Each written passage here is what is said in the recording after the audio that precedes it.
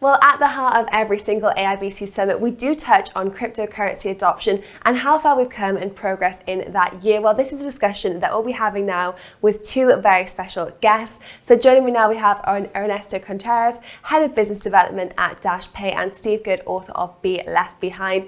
Both of our guests work on education and also implementation of digital assets. So first of all, it's great to have you both on the line today. Thank you. Thank you, Jessica. It's a pleasure talking to you again. Hi, Steve. It's great to have you both. And Ernesto, I actually want to focus on you because we're talking about adoption in different regions and how they vary. So you are joining us on the line at the moment in Venezuela. How would you evaluate the adoption of digital assets and cryptocurrencies in different areas of the world? Yeah, well, first of all, thank you again for the opportunity and the chance of sharing our views. What we've seen in Dash is that there's two very different approaches on how people are willing to listen to this technology and try to use it.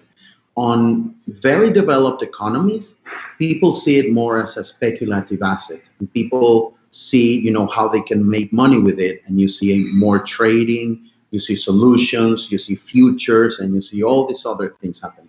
But on broken economies, we see people pushed out of the financial system for different reasons, and then they find that there is this way to keep their value, keep their money, and maybe go into dollars, or maybe also try to send and receive money. So that is exactly what we've seen happen a lot in Venezuela.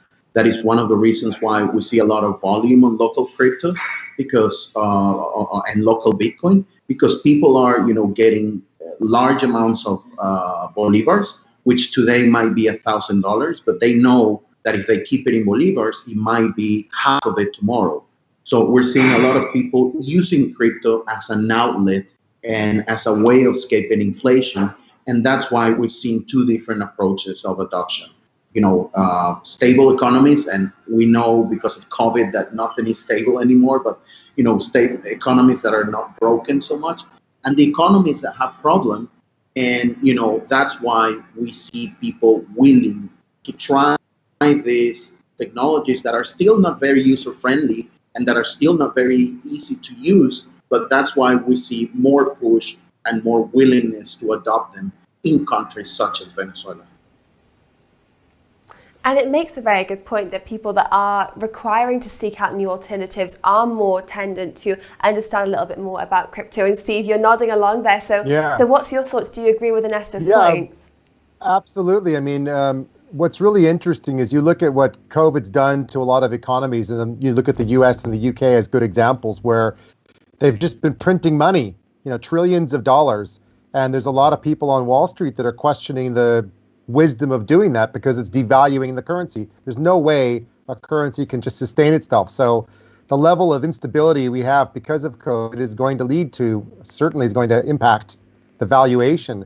And, when you look at the wild movements that we've seen with the Bolivar in Venezuela, we've seen the crisis with the petro and the oil in Brazil. I mean, these are perfect example currencies of when you suddenly have fluctuations and you have volatility that matches Bitcoin or matches other currencies, you start to question, well, where should I actually have my money so I can spend and live locally? And I've often said, probably been saying for about 4 years, that I believe Venezuela could well become the epicenter for why adoption happens in cryptocurrency, because it's a classic example of where a currency has completely collapsed to the point where if you have a bolivar, you'd rather have a dollar. Well, if nobody wants to have the currency, and I think, Ernesto, you can tell me if this is true or not, that at some point people were jokingly saying, I'd rather have the bolivar for toilet paper because it's worth less than the toilet paper itself, that, you suddenly find if you don't need a local currency and you have to switch to something else, switching to another national currency is probably not the best thing because now you're depending on another country to govern how you operate, and then you're losing your self-governing status. So what's your alternative? You need to move to something like a Bitcoin, but then of course Bitcoin is a public currency. So what do you do next? Well, you need to move to something private. And that's where, privacy coins like Dash have certainly demonstrated that there is a real utility for being able to keep your money private and safe the way you would in a bank and yet keep it decentralized to allow people to transact. Absolutely. And Ernesto, I'd love to ask about some of the utility then from Dash, some of Dash's findings this year, because year on year, Dash releases new developments and onboarding process, onboarding of merchants in particular and new retail investors, for example. It seems to be very strong. Can you give us some indications of trader volume users of 2020? Yeah. Well, to complement a bit on the previous point, what we've learned is that people on broken economies, and this is very much the example in Venezuela, they know that something can and will happen. So they don't want to put all their eggs in one basket. So, they know, dollarization is happening here, but then they know that if they keep the dollars in the bank, something might happen. So, you want to keep all your dollars in the bank. And then if you keep the dollars at home, somebody can rob you and you don't want to keep all your dollars at home. So what they do is they understand hedging and they understand, trying to diminish the risk. And one of the options is moving money through crypto. So, we have a privacy function, but we're not a privacy coin. We're trying to work very hard to be a user coin. So, one of the features is not being completely transparent for your neighbor. So that's why we have this join mixing feature in one of the wallets. And what we've seen as the result of this is that through our partnerships, we've managed to get growth from about 10,000 wallets in the beginning of the year to 60,000. And this is a result not only of people and teams on the street showing people, users, how to use Dash, but also we made a strong partnership with a mobile phone company. So the phones come pre-installed with the Dash wallet. And so we found that some of the users, they start using the application that's on their phone. So that plus on-the-ground activities, plus more exchanges. Just yesterday, Local Cryptos, which used to be Local Ethereum, announced that they're going to start taking Dash. So, we started seeing more local exchanges carrying Dash, and we've gone from only onboarding mom and pop small shops to this year working on larger integrations. Last December 30th, we announced through CryptoBuyer, a partner of ours, that the first Burger King store in Venezuela started taking cryptocurrency, including Dash.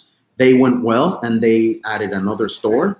And just about a month ago, the largest point of sale provider in Venezuela, which serves about 20,000 large retail stores, announced that they were going to start accepting crypto. So we're right now working with a group of supermarkets and other types of chains in the country that will not only start taking crypto, but that will validate the value of this as a payment mechanism and as a financial mean. So, everybody crypto thinks that adoption will happen overnight and you will have just one large institution accept crypto and then boom, we're all crypto, but that's not how it's going to happen. In my view, it's going to be, a day by day grind. And eventually you'll wake up and you'll say, this thing called crypto can be used in many places. So that's, a brief summary on what we've seen, the trends that are very obvious, and where we believe that we will go in the near term. Wow, and it certainly sounds like actually, if you focus on the region compared to other regions in the world, there it does seem to be a faster onboarding process. It seems that you actually are making quite strong headwinds. So Ernesto, I just want to ask you another question now based on, has there been any challenges that have come on from such a strong onboarding so far this year? Oh, many challenges.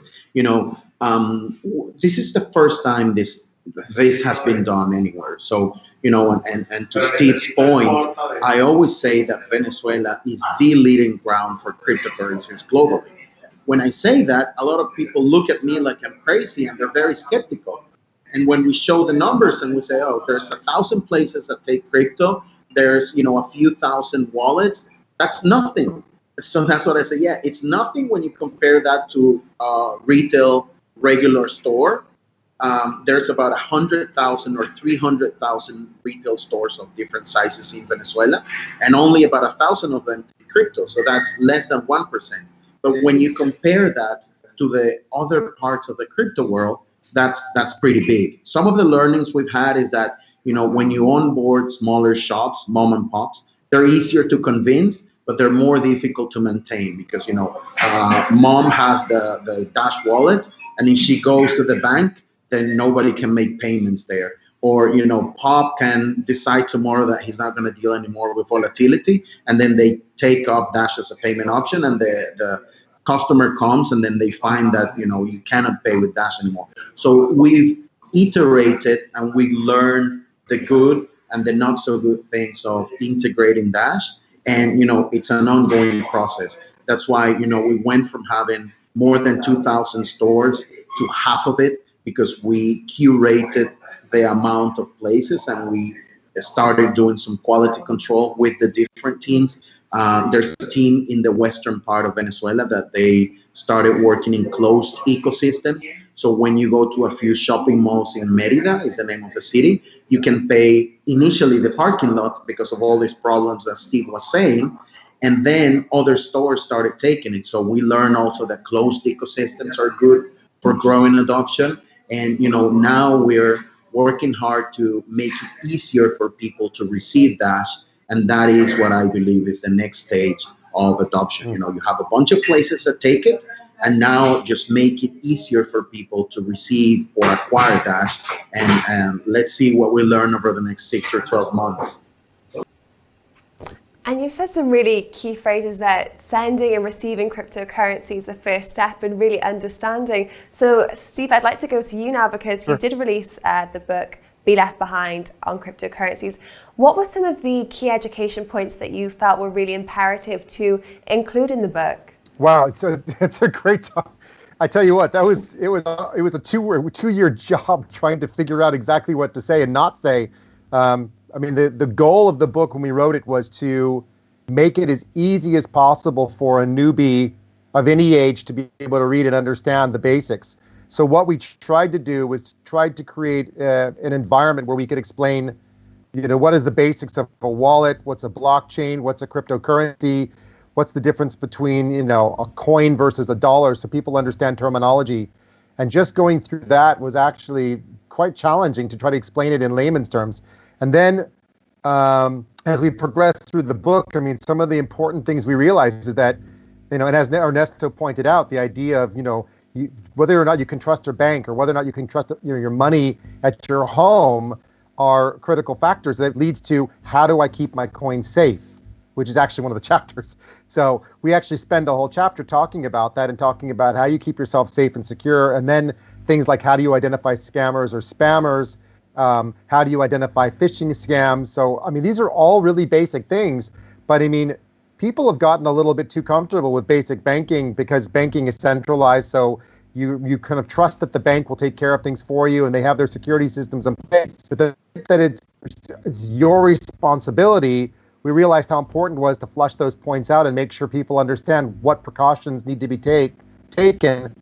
So we refer to the idea that 1 is none and 2 is 1, which if you're in the world of security or in the world of anything where it's about life support like NASA, you'll realize that having just 1 copy of something isn't going to work because it means you only have 1 failover.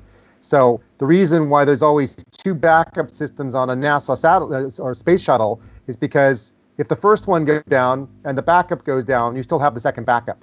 So the same kind of rule applies that when you say 1 is none, it means if you only have 1 backup copy and it goes, you're in trouble. So you always want to have 2 copies of everything, your original plus 2, so that you always have the redundancy for securing yourself. So we tried to make sure that we gave people the foundation and basics of, how it came to be, the history of alternative currencies and how we got here and all the basics of what it is, and then went through an exercise to tell people all the important things about how to be safe and secure before we got into all the stuff around how to invest, what to invest in, who are the naysayers, dare I say Jamie Dimon from JP Morgan versus Tim Draper, who says this is, the next best thing, or Mike Novogratz is his views viewpoints or Tom Lee's. So we tried to give people a balanced point of view so they understand that, your money, it's your money, it's your responsibility to manage it, but also just to understand everything and how it operates and works, so that people aren't coming in this, without any understanding or foundation, because it's really important to have that foundation. So we really tried to roll back a lot from looking at what's online and tried to then re-summarize things in a way that would be a bit anecdotal, a bit funny, a bit cute, throwing some stuff in there to kind of help people, giving examples of places where you can spend it, whether it's Expedia to buy an airline ticket, or Ernesto, as you've said, there's some new ones now that we didn't mention in the book, even though I think we did mention Dash at some point in there, but it sounds like you've got more use cases worth documenting and sharing. So that's where that's how we went about that. But interesting, Ernesto, you made a comment as well I wanted to ask you about, and I think it aligns to what I've just been saying. You talked about the fact that people in Venezuela have begun to have a lack of trust for the bank because you don't know if the bank will be there or not. And yet at the same time, there's that fear of having physical cash at home for risk of, robbery, being broken into. So where's the fine line that you can kind of, what do you tell people to do to keep their coin safe, so that, if they're keeping it on their mobile phone, what's the kind of mantra that people are following there, so that they're not necessarily using a bank, but they're not keeping it at home, and yet they're not worried about their phone being stolen? So what kind of advice are you giving people generally to enable Dash to have that feeling of safety and security that I've been describing? Yeah, that's a very tough question, and yeah. I actually have a question for you. Question harder than Jessica's. Yeah, so I do have a follow-up question for you after I respond. Sure. I always tell people that it depends on what they want and the use they're given. A very good sample is that parking lot use case that I told you.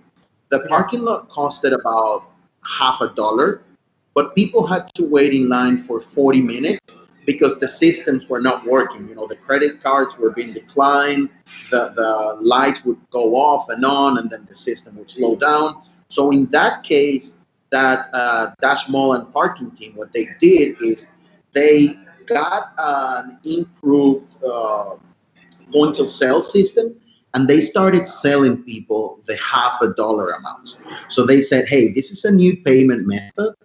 Buy $50.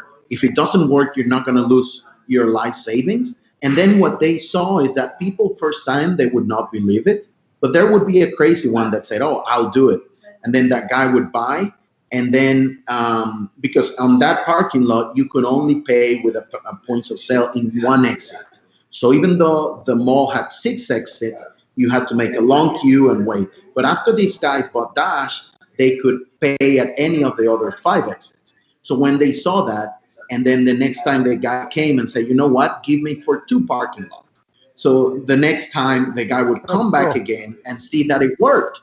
And, one time the guy saw that the price increased and he had a little bit more. And the other time the guy saw that the price decreased and he saw that he had a little bit less. But because this is a country with inflation, people kind of understood that. So they were like, okay, yeah, price fluctuates.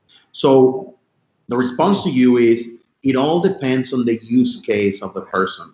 If you're only going to carry a few dollars to pay parking lot, I would say, yeah, use your phone. Write these 12 phrases down, because if you lose your phone, you can recover your dollar. But if it's somebody that wants to move $10,000 because they have a factory and they need to pay things, then I would suggest, are you good with passwords and writing things down? If they say no, then I would say, well, then go to an exchange or have somebody help that for you, because if you lose that, you will not have access to your funds. And if they're very technology oriented and if they're good at keeping passwords, then I recommend, hey, write this down, have your backups, and do all that. Which takes me to my question, because before joining Dash, I was doing marketing for a large exchange in Mexico. And what I learned is that regardless of, yes, it is real that, if you keep your keys, it is impossible for anybody to steal your money or your coins. There are some people that are just not good at remembering things. Like my mom, I will tell her the password and she would go to the bathroom and come back and say, hey, what's that number again? So for those type of people, having the password is not a very good solution. So on your journey of education, and apologies, I'm in a place with a bit of noise. So have you seen that, would it be okay to say that, that mantra, not your keys, not your Bitcoin, cannot apply to everyone just yet? So yes and no. We found a way to solve the password problem that you described, and I'll use an example. So the hardest part about memorizing passwords that are strong passwords is it's a combination of letters, numbers, @ signs, exclamation marks, whatever, that don't mean anything. So what we did is we described a method to make it really easy to remember something. So if I'll give an example, Ernesto lives in Venezuela since 2020. Okay, so now I could take that and convert that to a password. You'll never forget that sentence, probably ever. And there's your password. Ernesto lives in Venezuela since 2020. Capital E, lowercase l. In, you could use the letter N as a lowercase n, or you could use an @ sign, or you could use another character on the keyboard. Venezuela, capital V. Since could also be, like another article, or it could be a lowercase s, whatever you'd like. And then the number 2020, and then an exclamation at the end, or an upside down question mark, because that's Spanish. So something like that. And now you've got your passphrase, and it's just a sentence. So as long as you remember the sentence, you'll never forget the passcode. And that's actually how both my co-author Yuri and I operate and run all of our passwords now are with sentences. So it's very, very easy to remember tons of different passwords. It's just remembering which password's associated with which thing. And that's a very interesting point. You've made a really good point there, Steve, that actually in this neobank world, people are very used to going into physical banks, and now people are starting to get used to the fact that there's no physical banks to go into. People are becoming a little bit more responsible because they have to with these kind of passwords. Yeah. So, but on the flip side, I agree that trying to keep things like backups of private keys and mnemonic phrases is a nightmare, because it's, how do I take that mnemonic phrase and convert that into what I just described? It's not as simple. I wish the mnemonic phrases could be done into something that was a bit more clever, where it'd be easier to remember, because I know it's a sentence that I won't ever forget. But the words are put in whatever order they're in, and it's, at least if I have a password and I remember that it's, Ernesto went is EW, capital V S 2020 exclamation mark, whatever. That's not that hard to remember now that I know the sentence. But taking these, these private keys or these mnemonic phrases and memorizing them, harder. That's why people have the paper wallets. But now you're dealing with storing it on paper, and where do you store it? Don't store it in the cloud, right? Don't store it in your desk at home. Put it in a vault. Now where's the vault? Is the vault in the bank? Well, now you're storing something in the bank anyway. So we do get a little bit circular with some of this. And I have to go and get my mnemonic phrase from the bank. The bank's closed on the weekend. I'm going to have to wait till Monday. I need my money now.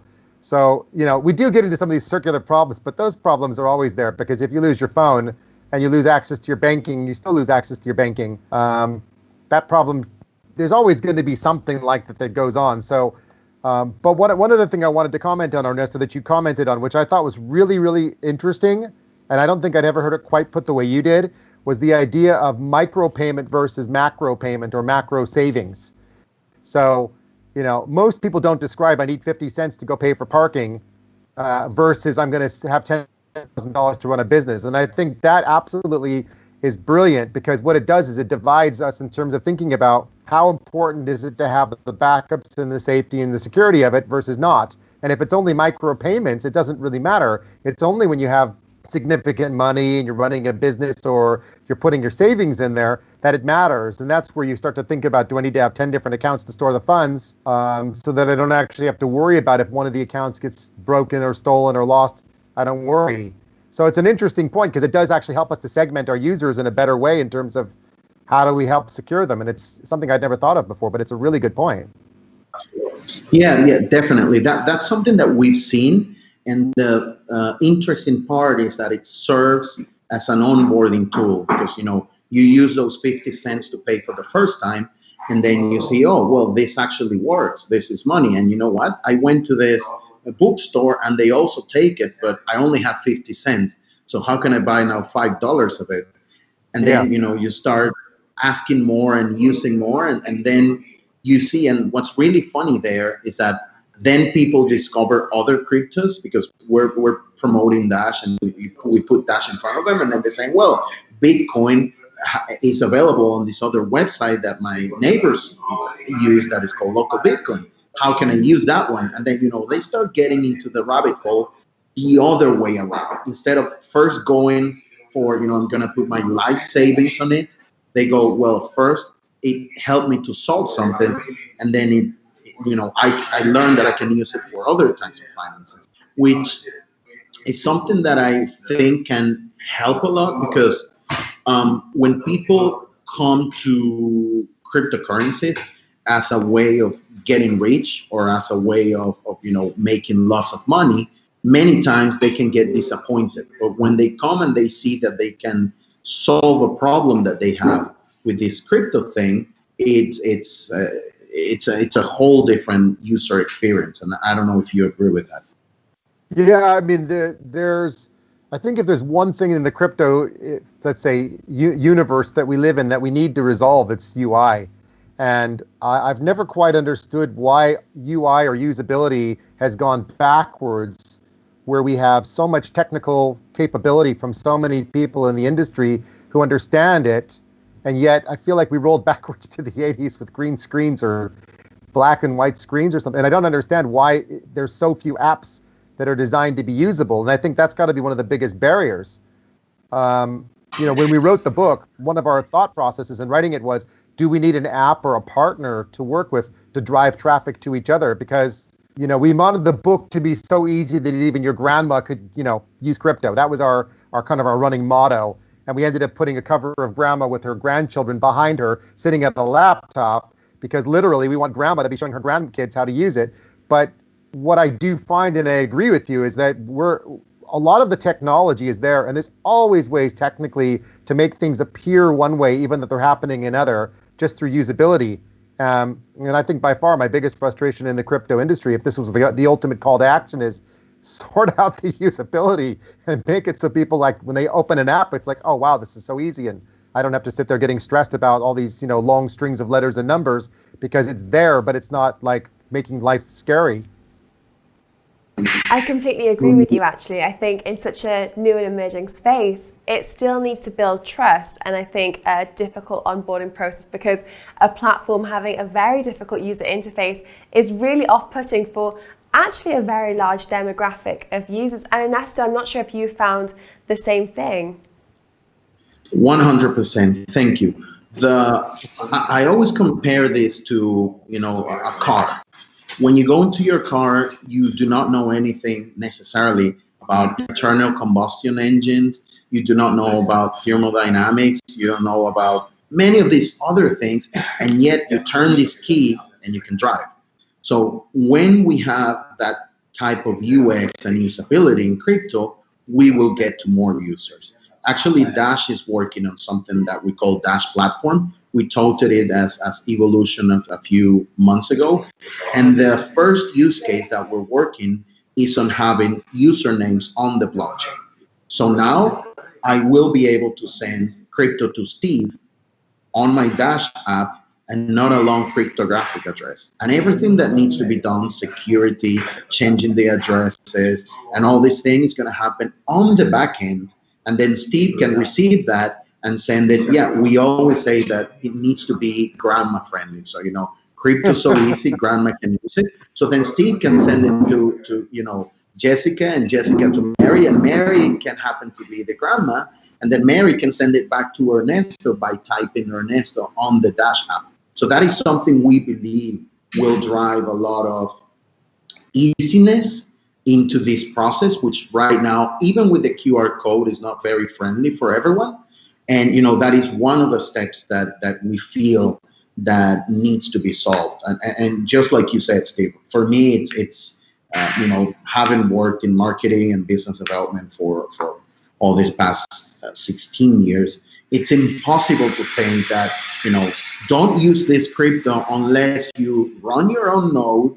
It needs to be on open source, connect it to this Tor type of internet, and then mix it on all these coin joins on separate, decentralized exchanges, and then you'll get your one-time off address. That is not gonna solve anybody's problem because it's so specific, and only such very smart, technically savvy people will do it. Not only the smart people, they will need to be very smart on a technical way that it will be impossible to be used by more than a few hundred people. So if you want to make it large, it needs to be easier. So it's interesting you raised that point. So actually, let's say there's two things now we need to address. One is the usability problem, and one is the terminology. Because I agree with you, when we start talking about hash rate or hash ID, already my mom is looking at me going, what? What does that mean? It's a transaction ID. It's just a transaction. Okay, well, so then just say that's a transaction if it's a transaction ID. Why do we have to use all this other terminology? And there's a lot of terminology in crypto. Thinking back on it, actually, that was a big part of what I had to do in writing the book as well, was finding ways to explain the terminology so that people weren't overwhelmed going, whoa, what is all this stuff? And we were trying to find ways to not use words or expressions. So, for example, we never once talked about a smart contract because our editors, when we were writing the book, said, don't talk about smart contracts. It's going over my head. I don't even know what you're talking about now. That's a second book. Let's just keep it to the point where people can understand basic terminology and expand on it. But you're 100% right. It's all become a little bit too techy for the mainstream audience, and that language has to tie in with the usability of an app. Those are both really critical aspects. So I'm glad you mentioned that, actually. Yeah, and that's something that makes me feel. Yeah, you go ahead. Sorry. Yeah, that's something that makes me feel we're very early on, because that somebody, one of these very technical, smart people, needs to dumb it down, if you may, and then translate it into something very easy that anyone can use, and yet keep the decentralization aspects and the safety. And that's why I love the crypto industry as a whole, because some are more risk-oriented and they will experiment, and others, such as Bitcoin, are more, let's go step by step and let's not break anything, because they want to keep the system stable. So that's why I think the array of cryptos will complement each other and help, of course, only those that are made with good intentions. Apologies, Jessica, I cut you off. No, it's been fantastic hearing everyone's discussion, everyone's points. You've both raised some absolutely fantastic points.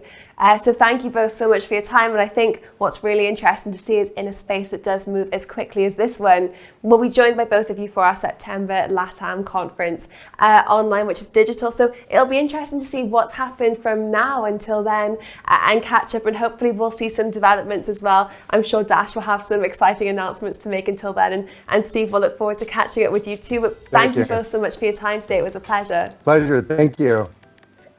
It's been a complete pleasure, and yeah, hope to see you soon. Thanks.